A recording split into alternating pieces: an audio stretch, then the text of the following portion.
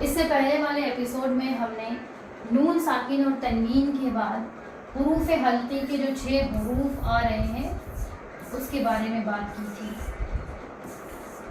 اب ان 6 حروف کو یعنی یہ جو اظہار کا قاعدہ ہے جہاں پر ظاہر کرنا ہے آواز کو، اس قاعدے کو ہمیں قرآن میں ڈھونڈنا ہے.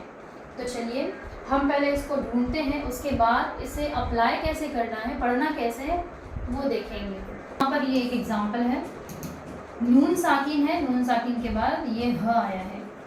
اب یہ جو ہ ہے حروف حلقی میں سے ہے، حمزہ، ہ، عین، ح، غین اور خ. یہ حروف حلقی میں سے ہ ہے. یہاں پر آواز کیا ہوگی؟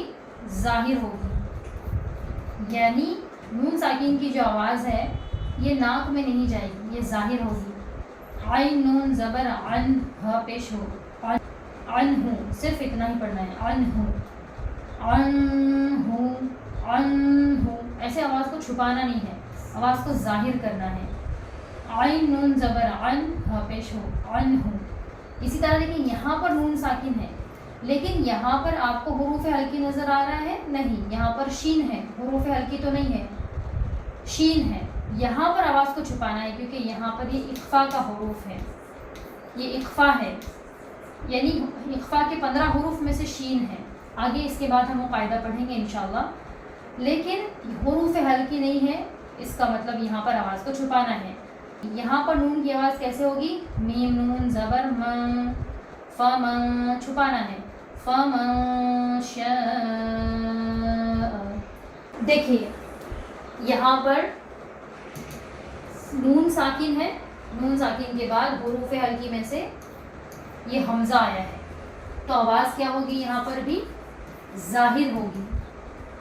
میم نون زر من، صرف اتنا ہی پڑھنا ہے، من ای، یا زیر ی. یہاں تشدید والا حرف بھی ہے، ایک اور تشدید کا قاعدہ بھی یہاں پر آئے گا، 2 دفعہ اس حرف کو پڑھیں گے. لیکن فی الحال ظاہر آواز کیسے کرنی ہے؟ من ای. اب یہاں دیکھیے تنوین ہے، تنوین کے بعد یہاں پر حروف حلقی میں سے آیا ہے خ، تو یہاں پر بھی آواز کیا ہوگی؟ ظاہر ہوگی.